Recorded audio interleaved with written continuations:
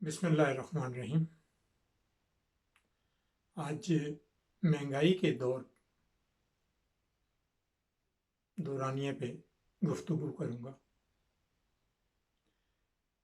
تمام چینل پہ اکثر بات ہوتی رہتی ہے کہ جی مہنگائی جو ہے نا بہت ہو گئی ہے، آٹا نایاب ہے، چینی نایاب ہے،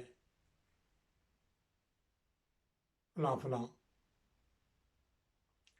آپ کو تھوڑی سی اس بات کی حقیقت کی طرف لے کے جاتا ہوں کہ ہر دور کا ایک اپنا معیار ہوتا ہے۔ ہر دور میں ایک ویجز ہوتی ہے، جو آج ویجز ہے وہ اس سے پہلے نہیں تھی۔ یعنی مزدور کی ویجز جو ہے وہ آج سے 20 سال پہلے کچھ اور تھی، آج ویجز کچھ اور ہے۔ آج اس ٹائم آپ لیبر ڈھونڈنے کے لیے نکلیں، صرف لیبر، سکل مین تو ایک الگ چیز ہوگی کہ سکل مین تو چلو لیبر سے ڈبل لیتا ہوگا۔ لیبر اس ٹائم آپ ڈھونڈنے کے لیے نکلیں تو 1000 روپیہ پر ڈے کے حساب سے آپ کو لیبر نہیں ملے گی، 1000 سے نیچے نہیں ملے گی، 1000 اور 1000 سے اباؤ ملے گی۔ یعنی اگر آپ بہت کم کریں، بہت کم کہہ دیں کہ بہت کم ہے، تو 800 سے کم لیبر آپ کو نہیں ملتی۔ خیر یہ کوئی بہت زیادہ نہیں ہے، یا اس میں آدمی یہ تسلی کرے کہ یہ بڑا حسین جو ہے نا وہ پیشکش ہے کہ 1000 روپیہ یا 800 روپیہ یہ بہت بڑی ہے۔ نہیں، میری نظر میں یہ نہیں ہے، لیکن نسبتاً آج سے 10 سال پہلے اور 15 سال پہلے بہت زیادہ ہے۔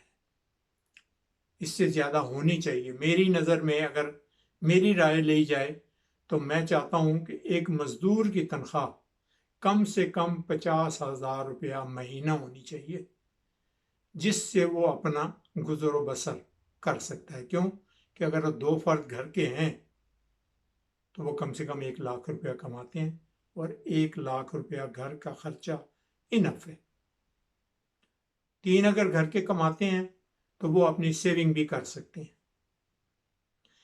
اب رہ گئی جس بات پہ میں موضوع بنا رہا تھا کہ مہنگائی کس دور میں نہیں ہوئی اور کس دور میں یہ چیزیں نایاب نہیں تھیں۔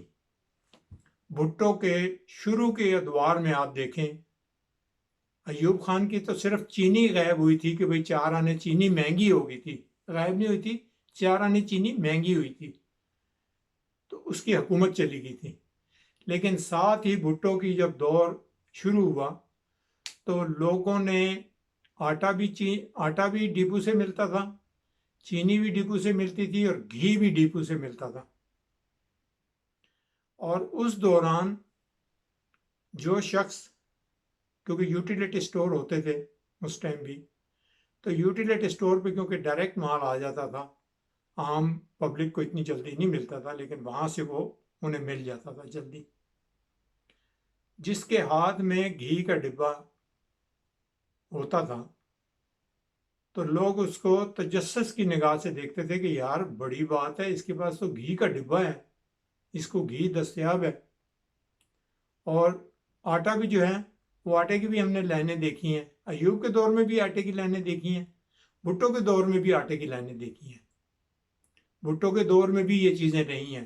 یہ آج پہلی دفعہ عمران خان کے دور میں نہیں ہوا کہ آٹا، چینی، گھی جو ہے نا یہ شارٹیج ہوئی ہے یا اس کی مہنگائی ہوئی ہے یا آپریٹ ہوا ہے، کنٹرول گورنمنٹ نے کیا ہے۔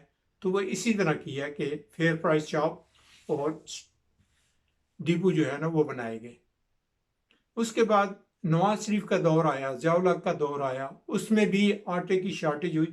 یعنی یہ ہر 4 سال بعد آٹے کی شارٹیج ہوتی ہے ہمارے ملک میں۔ تقریباً آپ پچھلے 50 سال سے اگر اکاؤنٹ کرنا شروع کریں تو ہر 4 سال بعد، 5 سال بعد آٹے کی شارٹیج آتی ہے۔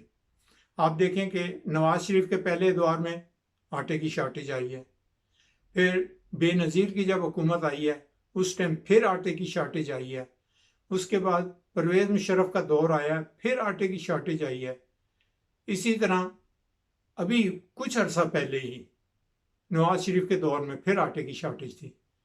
ان سب دور میں آٹے کی شارٹیج ہمیشہ رہی ہے. کوئی یہ ایک پہلی اور لاسٹ ٹائم نہیں ہے کہ ابھی آپ کہہ لیں کہ بھئی یہ لاسٹ ٹائم آئی ہے تو اس لیے جو ہے نا بڑا واویلا. یہ سیاستدان اپنی دکان تو چمکا لیتے ہیں لیکن اپنے پچھلے ادوار جو ہے نا جو انہوں نے گزارے ہوتے ہیں اس کو شو نہیں کرتے. اور پھر میں ایک عام نارمل سی مثال دیتا ہوں کہ جس گھر کو ساروں نے مل کے نوچ کے کھایا ہو اور اس کے بعد اس میں سے ایک ممبر جو ذمہ داری لے لے اور اس کو کہا جائے کہ آپ تم گھر کیوں نہیں بنا رہے ہو، بھئی یہ تو کوئی طریقہ نہیں ہے کہ نوچنے والے تم سب اور بنانے والا ایک آدمی. آج بھی تم اس کی ہیلپ کرو. جو تم نے غلطیاں کی ہیں سابقہ ادوار میں، جو تم نے نقصان دیے ہیں، وہ اس کا ازالہ اس طرح کرو کہ آج گورنمنٹ کے ساتھ قدم بقدم اور ہر ہاتھ ان کے ساتھ ملا کر چلو تاکہ وہ اس مشکل سے عوام کو نکالے. آپ لوگ سیاستدان جو ہیں وہ پھر پلتے پھولتے رہیں گے. آپ کو نہ آٹے کا بھاؤ پتا ہوتا ہے، نہ آپ نے آٹا خریدنا ہوتا ہے کبھی. آپ لوگوں کا تو ان چیزوں سے تعلق ہی کوئی نہیں ہے. نہ کبھی آپ نے بازار میں تو آپ ڈرتے ہوئے نہیں نکلتے ہیں کہ ہمیں کوئی گھر سے باہر نکل کے دیکھ لے گا تو شاید مار ہی نہ دے، کیونکہ تمہیں خوف خدا نہیں ہے. اگر تمہیں خوف خدا ہو تو تم اس اللہ کی مخلوق کے درمیان میں پائے جاؤ.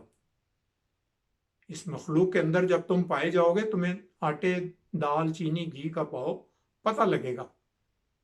لیکن تم ایک الگ مخلوق ہو، الگ سے تمہاری کیٹیگری ہے.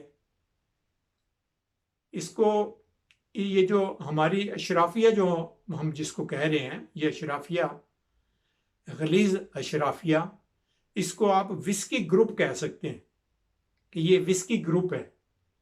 اور ان کو وسکی کا تو پتہ ہے لیکن آٹے دال بھاؤ کا نہیں پتہ.